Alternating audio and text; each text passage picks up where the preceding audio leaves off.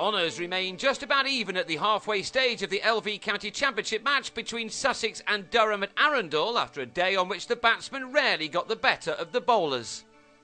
Durham resumed on the second morning on 92 for 4 after the last two sessions of the opening day were lost to the weather, and after only 5 more runs were added, captain Paul Collingwood nicked Steve McGoffin behind.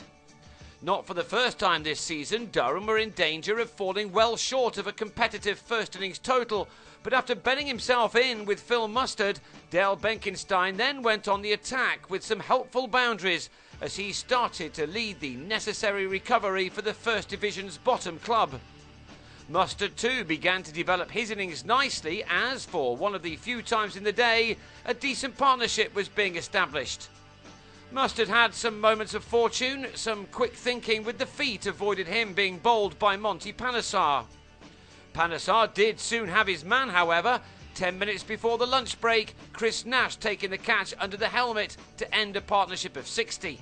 The best innings of the day was left to Scott Borthwick, who looked good right from the start of the middle session on a pitch where the majority of the batsmen probably never really felt completely in.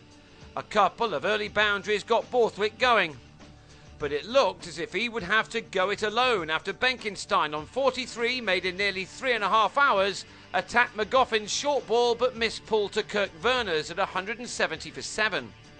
That became 175 for 8 when Callum Thorpe lobbed a half drive off Luke Wright to Murray Goodwin.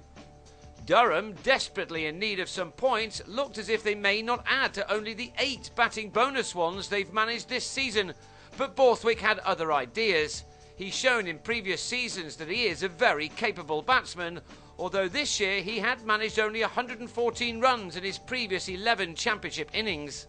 He was well supported in a stand of 55 here in 10 overs by Mitch Claydon, who defended well enough between throwing the bat at balls floated up to him. Between them, these two advanced the score along to something more meaningful. Borthwick's first half-century of the summer, a day after he was named in England's T20 World Cup provisional squad, arrived off his 68th delivery, an innings which had contained 8 fours. It was a very important knock for his team. Alas, he was out to the very next ball he faced, trapped in front by Nash's quicker ball. And Nash finished things off 3 balls later by having Claydon caught up a thick outside edge by Luke Wells.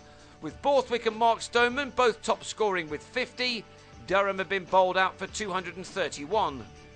They now needed only 14 deliveries with the ball in their hands to start to make inroads into the Sussex batting lineup. Chris Rushworth found some movement off the seam to trap Nash in front for just 3. But then the home side began to make inroads into the Durham total through Wells and Joe Gatting. Wells enjoys the opportunity to open the innings in the absence of Irishman Ed Joyce, and he dominated the scoring in a partnership of 38. He then lost his partner Gatting, who was LBW to Thorpe for 11 at 42 for 2.